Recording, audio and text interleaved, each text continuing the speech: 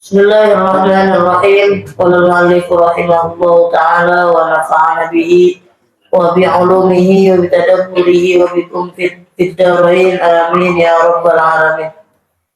Bismillahirrahmanirrahim. Faslun ay hadha faslun syurutut taharati.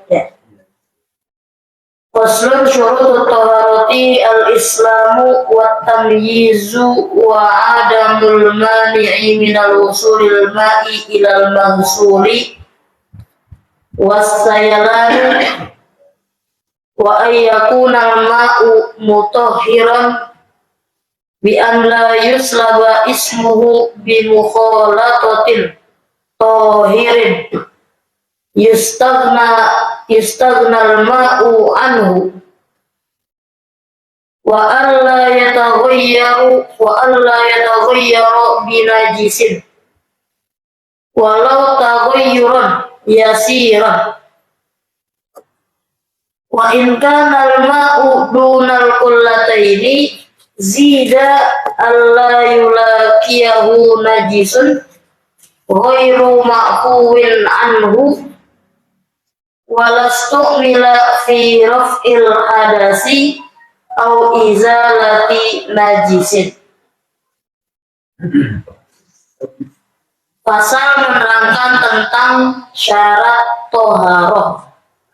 Ya, para jamaah sekalian, sebelumnya kita membahas tentang wudu dan juga yang baru kemarin kita membahas tentang mandi.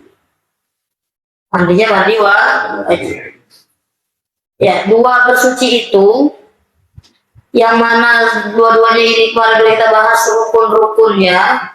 Sekarang kita bahas syaratnya.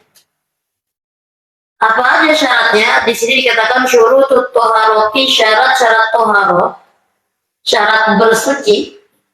Maksudnya bersuci di sini adalah wudhu dan mandi. Dan nanti di belakang ada pembahasan tentang tayamum. Jadi maksudnya toharoh di sini kita ngomongin wudhu dan mandi. Karena sebenarnya kalau ngomongin toharoh atau bersuci, ada bersuci dari hadas, ada bersuci dari najis. Ya. Ada bersuci dari hadas, ada bersuci dari najis. Nah, untuk yang ini kita bahas bersuci dari hadas, baik hadas kecil dengan wudu ataupun hadas besar dengan mandi. Apa aja syaratnya? Yang pertama adalah al-islamu, yaitu harus beragama Islam. Kenapa harus Islam? Karena mandi dan wudu di sini merupakan golongannya ibadah badaniyah. Ibadah yang golongannya badan. Kalau ibadah badan, umumnya hampir semuanya itu harus dilaksanakan sama orang yang bersangkutan.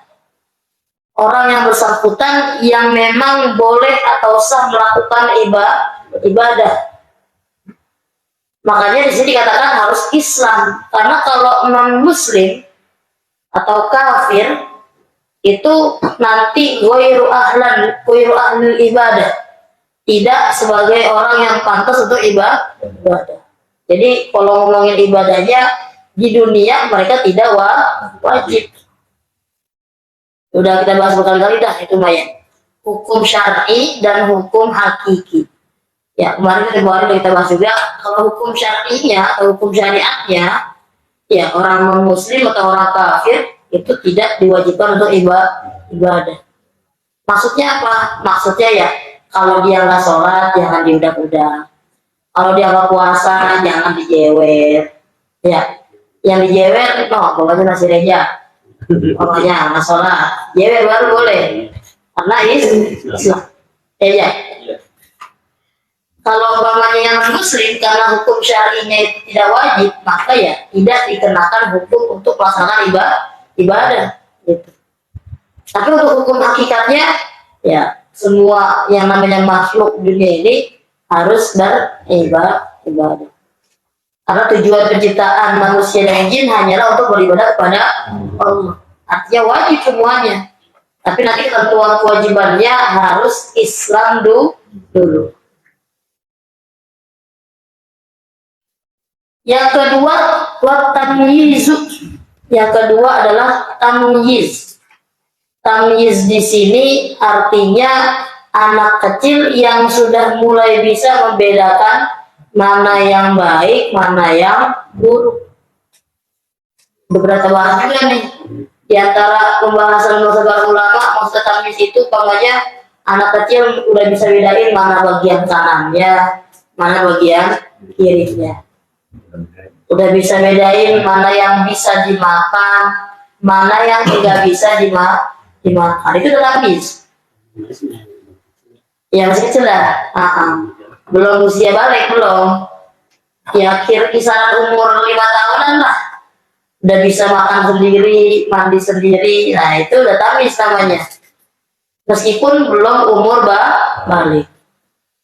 Jadi yang sah untuk melaksanakan ibadah adalah yang tamyiz. Meskipun nanti ngomongnya belum wajib. Contoh kayak sholat. Anak kecil umur 7 tahun wajib gak sholat? Wajib gak sholat? Enggak sholat, enggak wajib. Enggak wajib Yang wajib itu kita orang tuanya ngajarin, nyuruh anak kita yang usianya udah minimal 7 tahun diajarin, disuruh buat kerjain ibadah baik sholat, puasa dan lain sebagainya, ibadah puasa sebelumnya kalau kita bahas juga. Jadi secara kewajiban mah belum wajib, tapi kalau si tamyiz ini melaksanakan ibadah sesuai dengan syarat dan rukun yang telah ditentukan, maka ibadahnya sah. Bahkan menurut para ulama boleh kita bermakmum dengan anak yang sudah tamyiz. Boleh bermakmum pada yang sudah tamyiz, selama memang dia diakui memang sudah menguasai ilmunya gitu. Jadi kalau untuk kesahannya tamyiz itu dianggapnya sah ibadahnya kalau mencukupi syarat dan rukunnya. Contoh namanya anak kecil sholat, kalau dia wudunya benar, sholatnya benar, kagak bercandaan mulu, tertib dari awal sampai akhir, sholatnya sah nggak? Sah. Contoh lagi anak kecil kita ajarin puasa, dia anak kita belum balik, baru sekedar tamyiz, kita ajarin puasa, sahur kita ajak, kita ajarin baca niatnya, siang-siang dia ngerek kita bujukin dulu biar nggak makan minum dulu, sampai maghrib dia baru makan minum, berarti puasanya sah meskipun belum wajib. Yang selanjutnya yang ketiga, wa adamul mani'i min wusulil ma'i ilal maghsuli. Karena di sini ngomonginnya mandi dan wudu, maka syarat yang berikutnya adalah adamul mani'i, tidak ada penghalang, min wusulil ma'i, yang menghalangi sampainya air, ilal maghsuli, kepada anggota yang dibasuh.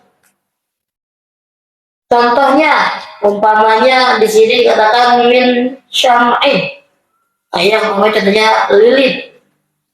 Ya, lilin itu dapat menghalangi sampainya air ke kulit atau ke badan.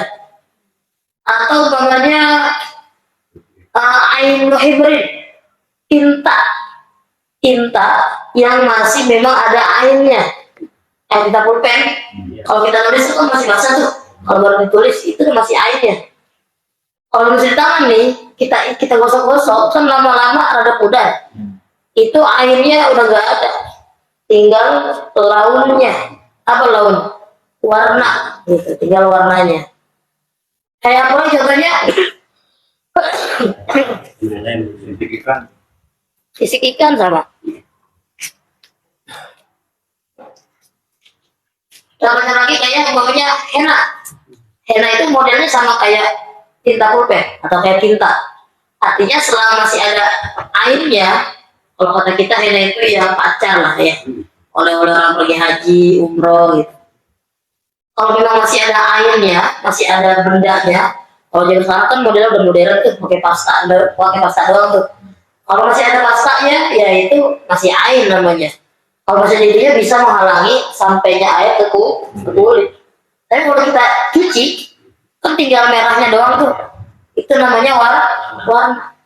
Kalau timbang warna doang, nggak masalah. Sisik ikan namanya. Atau yang kerja di bengkel, itu sama. Kan kalau kena oli, jadi kalis tuh ya. Ya itu kan kira-kira mah ya air nggak bisa tuh nembus olinya.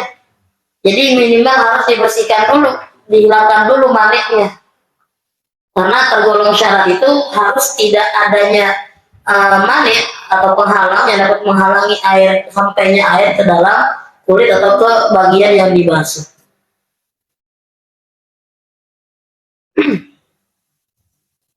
Kalau umpamanya kayak ada lilinnya atau ada tadi tintanya atau ada henaknya, ya maka harus dihilangkan terlebih dahulu.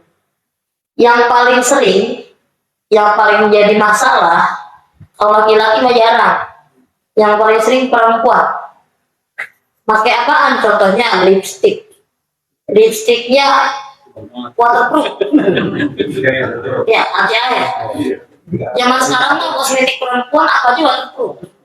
Enggak lipstick doang, sampai ini apa namanya? Bulu mata. Apa namanya? Eyeshadow ya.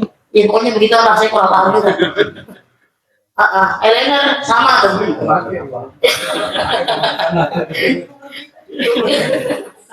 Ya itu rata-rata pakai waterproof. Ada waterproofnya. Artinya dia tahan air. Meskipun terkena air, kena makanan, nggak langsung luntur. Bahasanya mah cetar lah begitu ya, cetar makanan anti badai.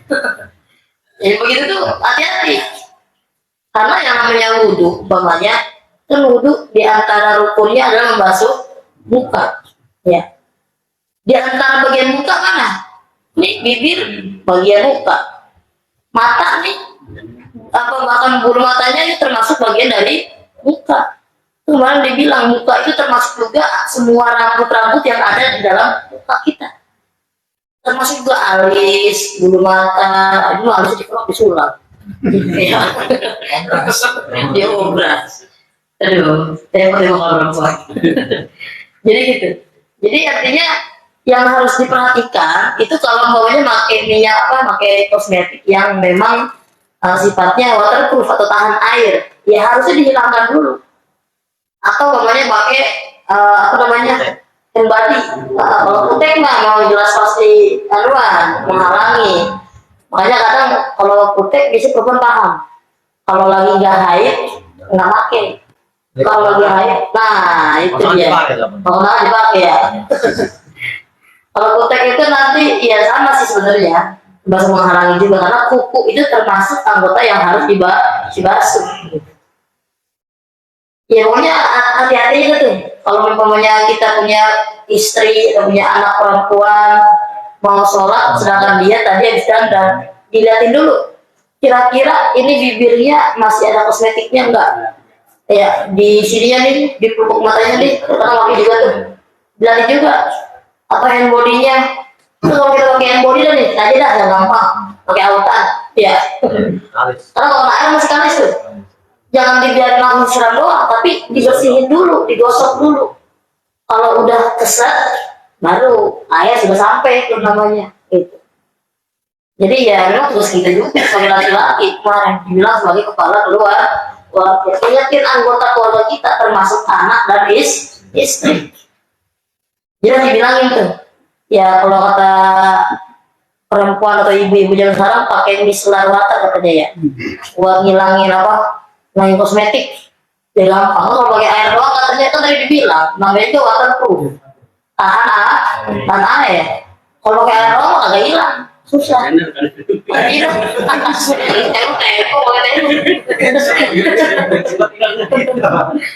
Ya tendernya yang bagus ya itu sih namanya micellar water namanya. Ya bukan promosi ini mah, bukan promosi, bukan endorse juga, bukan. Ya artinya kita harus perhatian sama hal-hal yang meskipun suka dagang remeh sama perempuan, ya suka dagang remeh sama perempuan. Ya dia bahasanya ini pakai lipstick, kena kuah basahnya nggak hilang coba. Kena kuah basahnya nggak hilang, karena panas minyak segala macam. Apalagi cuma kena air mobil yang beli cuma cipak doang gitu. Kira-kira masuk apa enggak tuh airnya tuh? Ya bisa dijawab sendiri ya. Makanya harus hati-hati. Nah, diingetin bahwanya punya istri dan anak perempuan yang dandannya rada tebel gitu. Harus diingetin kalau mau wudhu dihilangin dulu. Kemudian yang keempat adalah wasayalanu, mengalir. Wasayalanu mengalir. Jadi kalau di mazhab kita yang penting airnya ngalir, meskipun kagak pakai digosok, meskipun kagak pakai diusap. Ya kemarin kita bahas juga tuh. Emang apa sih kalau kita boleh diusap juga? Guru kita ngajarin diusap, orang tua kita ngajarin diusap, nggak boleh diguyur doang. Ya maksudnya biar airnya sampai atau merata ke anggota tubuh yang sulit dijangkau sama air. Kan air sifatnya dari atas ke bawah, ngalir. Nah kalau kita siram bagian sini doang, yang sikutnya nggak kena. Makanya dianjurkan untuk dipakai tangan nih, diusap gitu, supaya airnya nggak ngalir ke semua bagian tubuhnya gitu. Jadi di sini dibilang airnya harus ngalir. Nggak cukup kalau namanya kayak kita ngusap kepala, sekedar basah doang kita usapin gitu, nggak cukup. Harus ngalir. Termasuk ngalir itu meskipun umpamanya kita udah ngawet nih, kita udah guyur tangan kita, itu kan airnya masih ngalir tuh. Meskipun airnya masih ada di tangan nih, belum netes ke bawah, kita angkat itu semuanya bisa gitu. Makanya kalau kata kita kan kalau kita baca hadis, Nabi itu wuduknya cuma satu mud berapa gayung? Segayungannya kalau banyakan. Satu mud itu selatan kurang dikit. Gayung kan gede. Ya, gayung kan gede. Jadi satu mud itu ya selatan kurang dikit. Wuduk aqua yang gede aja ada masuk 600 mili. Belum selatan belum ya? Belum selatan tuh. Itu bisa nggak kira-kira tuh? Kalau ngomongin kudunya pakai keran ser gitu, nggak bisa. Ngomonginnya kita kudunya ya pelan-pelan, baunya kayak air di gayung. Bisa nggak air di gayung segayung kita kayak duduk? Bisa nggak? Nggak bisa. Jadi mustakmal nggak? Pertanyaannya itu nanti bagaimana status hukum mustakmal itu terjadi? Nanti ada pembahasannya. Jadi kalau dulu saya pernah digambarkan sama guru saya dulu di pondok, bisa kita untuk dari air cuma satu mud, tapi caranya bukan diguyur. Bawahnya air satu baskom atau satu gayung kali ini buat kita nyiduk air dari dalam gayung tersebut. Nah nyiduknya nanti jangan dulu kita niat buat membasuh badan kita. Iya, niatnya tangan kita tuh kita jadi sebagai gayungnya begitu. Artinya tangan kita buat cuma sekedar hidup doang, bukan buat bersuci. Karena nanti mustakmal itu, air yang sudah digunakan untuk bersuci, baik menghilangkan hadas maupun menghilangkan najis. Gitu. Kalau kita dicempot buat hidup doang, nggak ngaruh. Gitu. Atau anak kecil, anak kita ngaduk-ngaduk air di ember, itu berubah hukumnya nggak jadi mustakmal. Ya cuma main-main doang, dia bukan bersuci namanya. Ya. Jadi nggak ngaruh, kecuali nanti gara-gara berubahnya itu, bawahnya diaduk-aduk pakai blau. Ya itu namanya berubah juga, berubah warna gitu. Jadi kalau umpamanya permasalahannya dari air yang sedikit itu kita ciduk aja gitu, bisa kita wudhunya cuma satu gayung, maksudnya gitu. Orang tersebut makanya susah juga sih. Ya saya kurang dikit. Satu ya itu susah bayar. Jadi kita niatkan kita niatkan tangan itu buat ngambil air. Kemudian wudhunya nggak perlu banyak-banyak. Yang penting kan airnya ngalir. Ngalir itu nggak harus banjir. Ya. Karena mau latihan kita mah mentang-mentang air 200 gampang. Ya. Ngalir itu harus banjir, harus bocor. Nggak harus. Jadi pokoknya air kita ambil satu cindukan tangan kita nih. Kita usapin ke muka kita nih, selama masih ada air kita boleh putar-putar nih, putar-putar terus. Yang penting airnya kan masih ngalir gitu masanya. Bahkan di sini kalimatnya sekalipun belum netes-netes, isyaratnya kalimatnya mana tadi?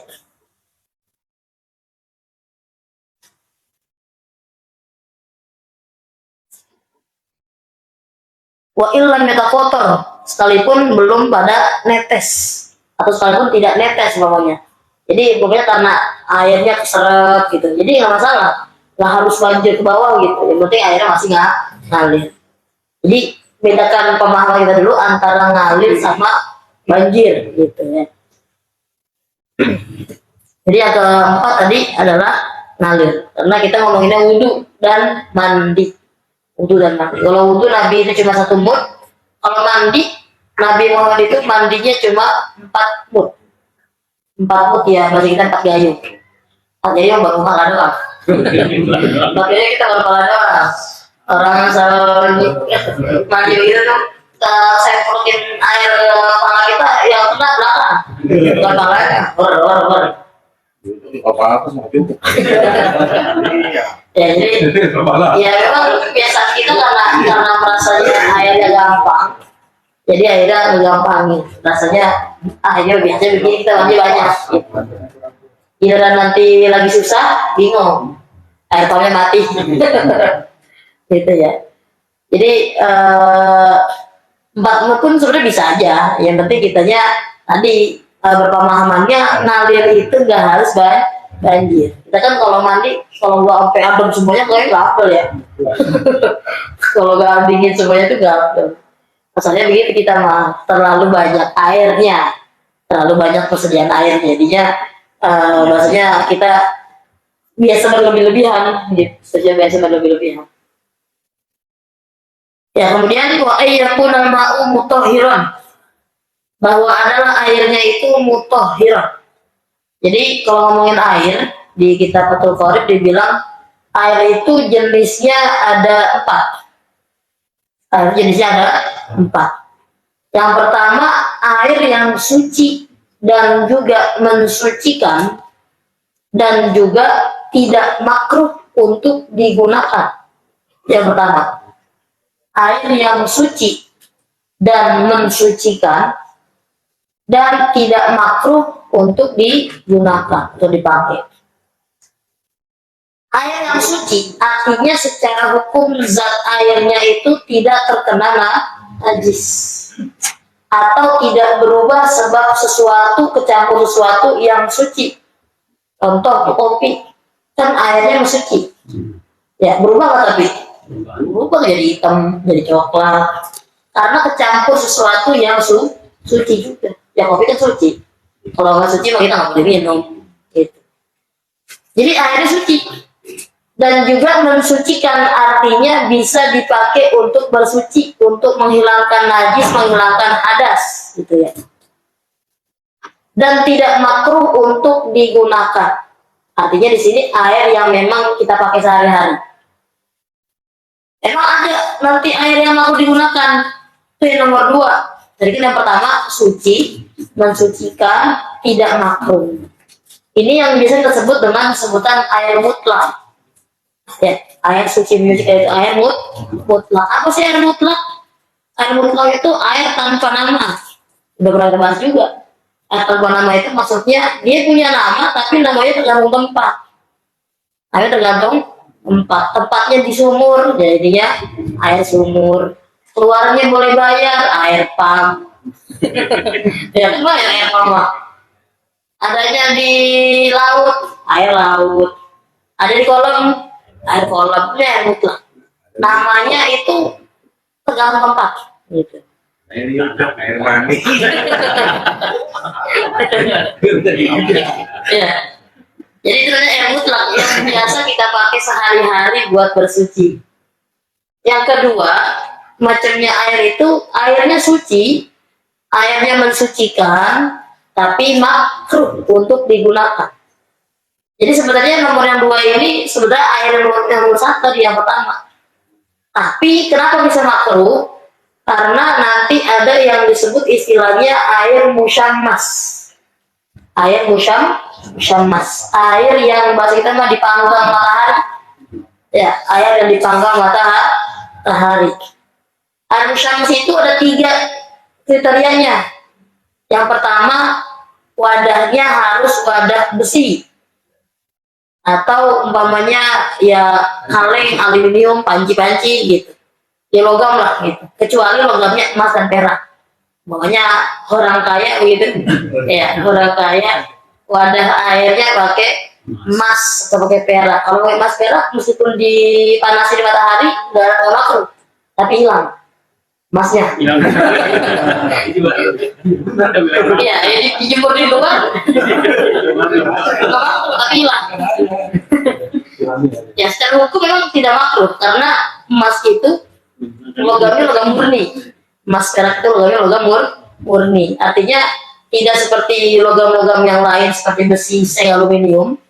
Yaitu kalau dipanasin nanti kalau kita baca di kitab fikih pun ada keterangannya nanti mengeluarkan zat-zat yang mengandung penyakit. Gitu. Makanya kriteria pertama air musyamas itu diletakkan di wadah yang terbuat dari logam besi gitu. Yang kedua, kriteria yang kedua adalah dipanaskannya itu melalui terik matahari langsung. Melalui terik matahari langsung, dijemur di luar. Kalau dipanasin pakai kompor, makruh nggak? Kita mandi air hangat, makruh nggak? Enggak. Ya kita kalau dingin kan mandi pakai air hangat. Masa kita air dulu neng? Gitu. Kopi dikit. Aku kopi dikit. Jadi mandi itu bang. Ya, jadi kriteria air musyamas yang kedua itu airnya dipanaskan melalui terik matahari langsung. Kalau air panasnya memang alami keluar dari bumi kayak di Ciater namanya, itu bukan makruh namanya, itu sehat. Ya kan kita kalau sana mau berobat ya, ya lempengin sendi-sendi yang kaku, ya, yang katanya korengan ya biar pada mulus lagi. Atau yang dipanasin pakai kompor, tambahin bumbu, tambahin sayuran.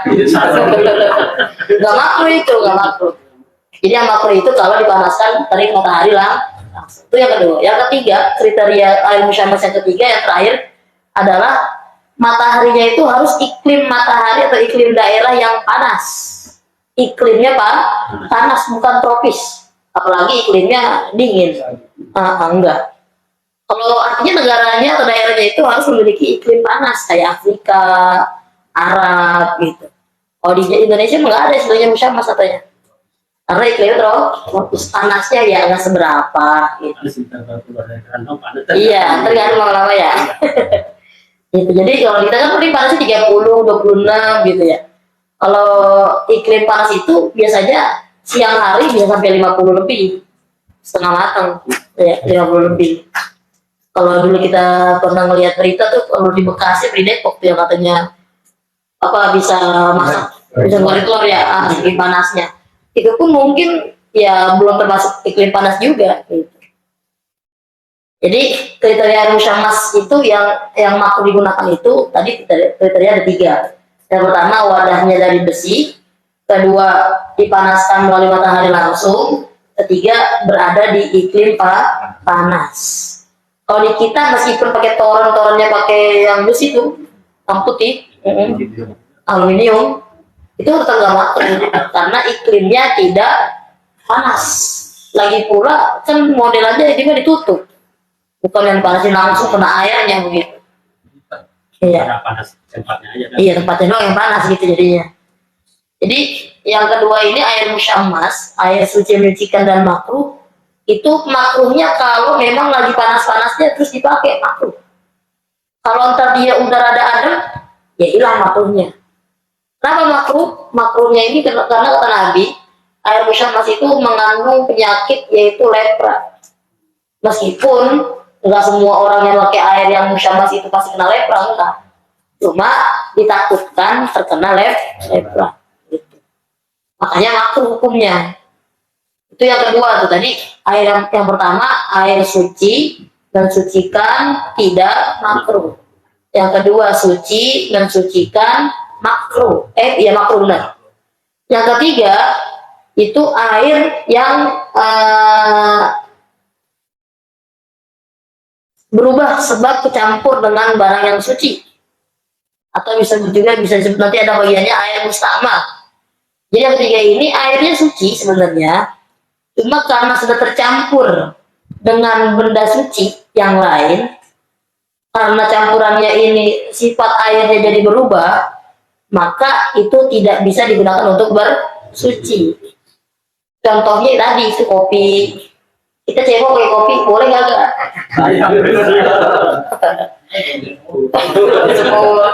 Ya boleh, kopinya baru diseduh. Mateng batu sosis. Ya, jadi kalau air yang tercampur dengan benda yang suci sehingga sifatnya berubah, itu secara hukumnya tetap suci tapi tidak mensucikan. Itu yang disebut suci tapi tidak mensucikan. Itu yang ketiga.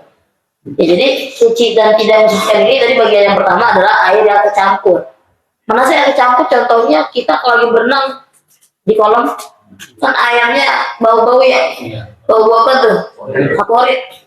Itu namanya juga sama, airnya suci tapi tidak mensucikan kalau memang kadar favoritnya kelewat batas.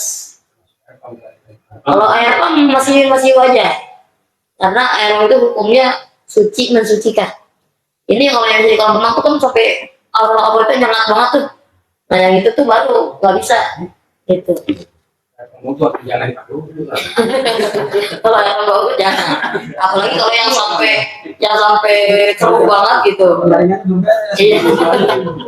Kalau sebenarnya kalau timbang bau-bau dikit aja mah nggak masalah.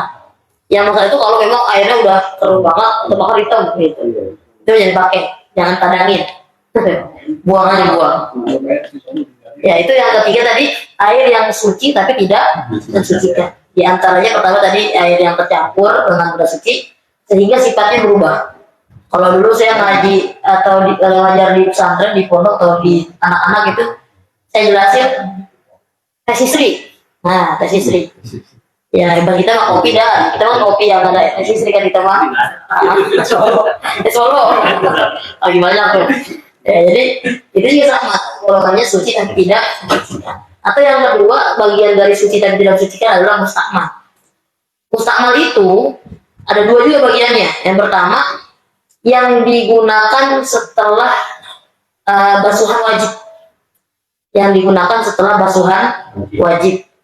Yang kedua, digunakan setelah menghilangkan najis yang hukmiyah. Najis yang hukmiyah. Jadi yang pertama, air mustakmal akibat atau mustakmal itu nanti digunakan, air yang sudah digunakan untuk basuhan yang wajib. Arti basuhan wajib itu ya kalau kayak mandi wajib, berarti basuhan yang kita kerjakan. Kalau wudhu itu basuhan pertama itu kan yang wajib. Artinya kalau kita habis nyiram tangan yang pertama nih, bagian yang pertama kali, itu air bekasannya namanya mustakmal.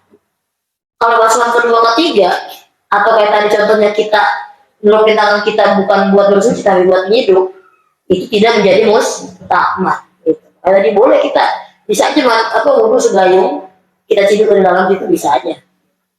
Juga jangan pakai kumur-kumur, jangan pakai 3 kali. Jadi kalau kurang. Ya. Kemudian yang kedua tadi yang mustakmal itu yang digunakan untuk menghilangkan najis yang hukmiyah. Kenapa saya bilang najis yang hukmiyah? Karena kalau kita baca rinciannya di Fathul Qorib itu rada rumit. Rumitnya gini, pokoknya kalau kita bersihin najis, airnya itu ada dua kemungkinan, antara dia jadi mutanajis, artinya hukum airnya jadi najis juga, atau jadi mustakmal. Gampangannya yang saya ambil kesimpulan dari penjelasan di Fathul Qorib, kalau yang mutanajis itu kalau kita ceboknya itu atau menghilangkan najisnya masih ada ainiyah. Contoh pokoknya kita cebok habis BAB, itu kan airnya ada dong, ya. Itu kita pakai cebok, itu air bekasannya itu bukan mustakmal, mutanajis. Kalau mutanajis, ya namanya juga mutanajis, tidak suci.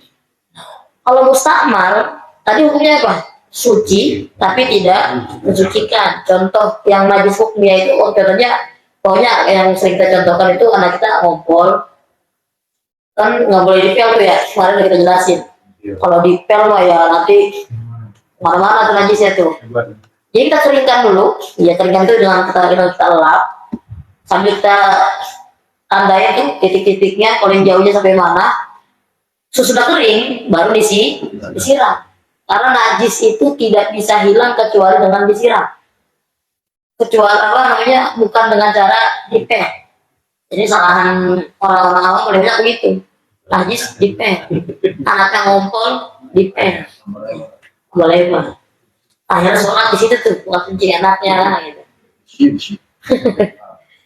Yang tadi emang nggak pesing ya kan tadi kan dibilang najis itu kadang kelihatannya nggak kotor, ya justru yang kotor adalah suci.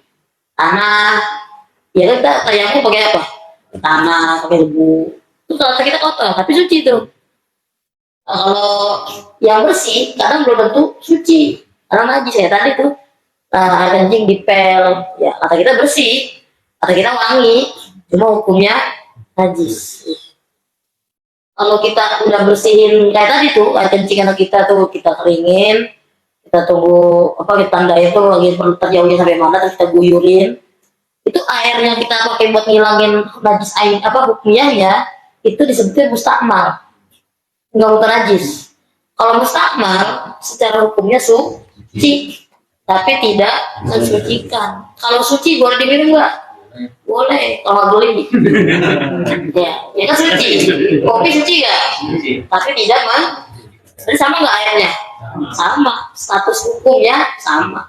Cuma kalau kopi buat kita minum enak, kalau yang tadi, iya, Jember, gitu.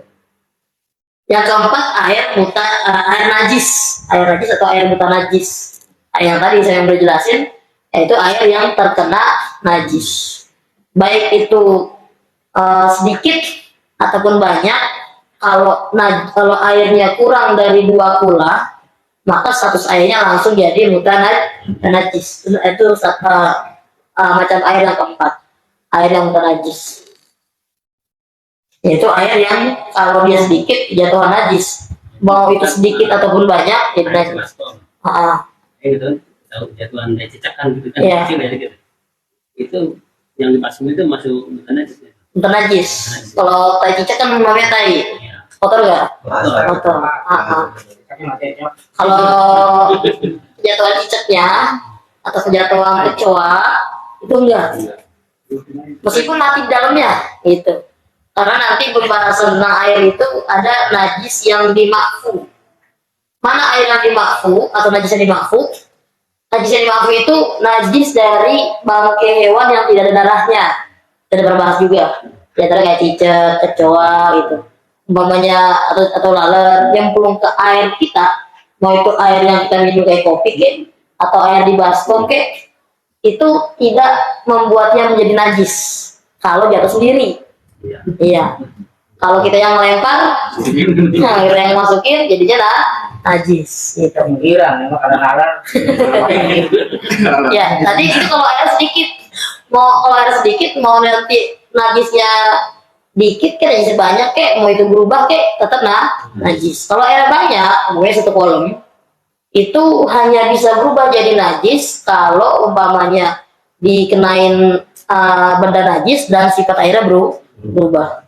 Pokoknya kita rame-rame kalau renang kita kencing semuanya. Kira-kira berubah nggak? Berubah. Kalau berubah berarti najis. Airnya jadi muta najis. Kalau kita kencingin rame-rame nggak berubah juga, hukum warna airnya tetap sedia kala, baunya juga nggak berubah, rasanya juga nggak berubah, tetap suci. Meskipun udah kencing semuanya. Itu air yang tadi kita ngomongin muta najis. Jadi iya, jadi bagian airnya dilihat dulu apakah air sedikit atau airnya banyak. Air banyak itu kita udah sering bahas juga, itu air 2 kula.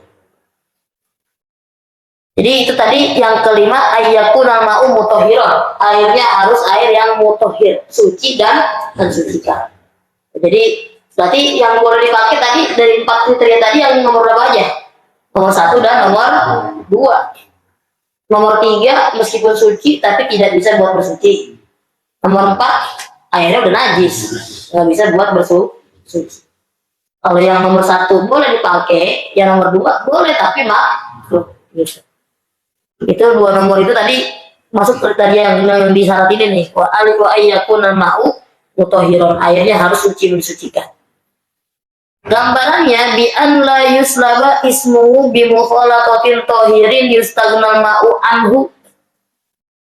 Gambaran air mutahhir itu air suci mensucikan, bi an la yuslaba, gambarannya dengan tidak terampas ismuhu, namanya itu air, tidak terampas namanya bimukhalatotin, sebab bercampur dengan benda tohirin yang suci, yustagnal ma'u anhu, yang biasanya air itu terjaga darinya. Gampangannya gini tadi, air mutlak itu air yang namanya tergantung tempat. Itu namanya air mutlak. Secara penamaan itu mengikuti tempat doang. Tapi sebenarnya dia nama nggak berarti? Nggak punya sebenarnya. Air doang. Cuma karena tempatnya di kolom, di air kolom tadi bahasan itu. Beda halnya kalau namanya airnya ini namanya terampas. Artinya namanya ini menjadi paten. Contoh, kayak tadi ini kopi. Ini kopi kita taruh di ember namanya apa? Kopi juga. Kita taruh di kolom, kopi juga. Gitu. Itu namanya nama airnya terampas. Jadi kopi. Bukan air kopi. Ya, nyebutnya air kopi. Kopi. Teh, nyebutnya teh, bukan air teh. Gitu. Susu, nyebutnya ya susu, bukan air susu. Gitu. Itu namanya bi'an la yusraba ismuhu bimukhalatotin tohirin. Jadi airnya ini kagak kecampur dengan benda yang dapat menarik namanya gitu. Nah, benda yang mencampurnya ini yustagnal ma'u anhu, yang biasanya air itu nggak bakal kena dia, nggak bakal kecampur sama benda itu. Kopi normalnya alaminya kira-kira air ada nggak kecampur kopi? Kagak ada, kecuali dicampur sama ucok yang siang kopi. Ya, emang ada benda yang kecampur sendiri? Ada, contohnya benda-benda kayak lumut, ya kan alami dia. Kita air kotoran kita umpamanya kalau kita nggak tengok ya lama-lama lumutan. Itu sifat airnya kadang bisa berubah, bahkan warnanya, bahkan sampai aromanya kadang ada amis sedikit gitu. Itu tuh suci kalau itu gitu, karena alami. Jadi kalimatnya yustagnal ma'u anhu itu kayak gitu. Contohnya lagi umpamanya kalau air sungai coklatnya ini bukan karena memang sifat air coklat asli, karena memang terbawa atau membawa bagian-bagian tanah, bagian-bagian tempat lewatnya gitu. Artinya kalau itu memang alaminya air sungai coklat gitu, ya udah berarti itu nggak masalah, kecuali warnanya mau coklat hitam, nah itu udah nggak alami gitu. Ya, jadi pengertiannya yustagnal ma'u anhu itu kayak gitu. Jadi kalau umpamanya barang yang mencampur ini tidak biasa ditemukan dalam air, terus tahu-tahu ada, berarti sudah tidak suci-menyucikan lagi. Gitu. Tuh, ya, masih ada lanjutannya ini di sini kalimatnya wa alla yataghayyaru binajisin.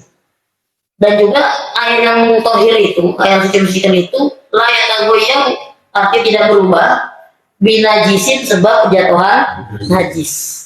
Walau taghayyuran yasiran, sekalipun perubahannya sedikit.